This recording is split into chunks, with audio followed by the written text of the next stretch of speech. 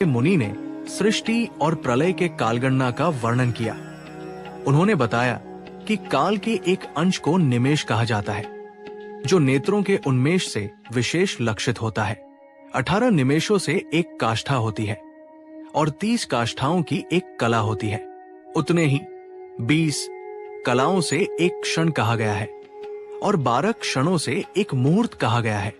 30 मुहूर्तों से मनुष्यों का अहोरात्र दिन रात होता है। 15 अहोरात्र का एक पक्ष 15 दिन होता है। शुक्ल पक्ष पितृघ्नों की रात्रि होती है और कृष्ण पक्ष उनका दिन माना गया है।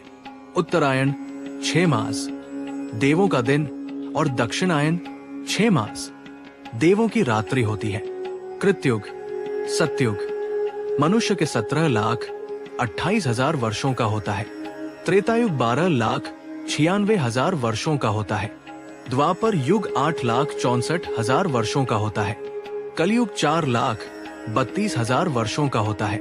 इन चारों युगों चतुर्युग का समय संध्या और संध्यांश सहित 39,20,000 वर्षों का होता है। मनुष्यों के 1 सहस्त्र चतुर्युग का काल देवों का दिन होता है। ऐसे 70 चतुर्युगों से एक मनवंतर होता है और 14 मनवंतरों से ब्रह्मा जी का एक अहोरात्र दिन रात होता है। ब्रह्मा जी के 100 वर्ष का काल भगवान विष्णु का एक दिन होता है। जब ये सृष्टि स्थिति तक होती है तब तक एक ही परम तत्व होता है, फिर उससे सृष्टि प्रवृत्त होती है। महाप्रलय और सृष्टि का प्राकृत सर्ग। ब्रह्मा जी के 1 वर्ष के अंत में रुद्रदेव के रूप वाले भगवान जनार्दन विष्णु स्वयं इस जगत का अंत करके प्रलय स्वरूप में लीन हो जाते हैं। सबसे पहले सूर्य अपनी अत्यंत तीखी किरणों से स्थावर, स्थिर और जंगम गतिशील संपूर्ण जगत के जल का शोषण करके स्वयं उसे ग्रहण करते हैं। इसके बाद वृक्ष, तृण, प्राणी और पर्वत चूर्ण होकर दिव्य स्वरूप में विलीन हो जाते हैं। फिर 12 सूर्यों की बहुत अधिक प्रबल ज्वाला होती है। इस समय जगत के भूख से प्रेरित 12 आदित्य होते हैं और दौर ज्वाला की अग्नि उच्चता को प्राप्त हो जाती है।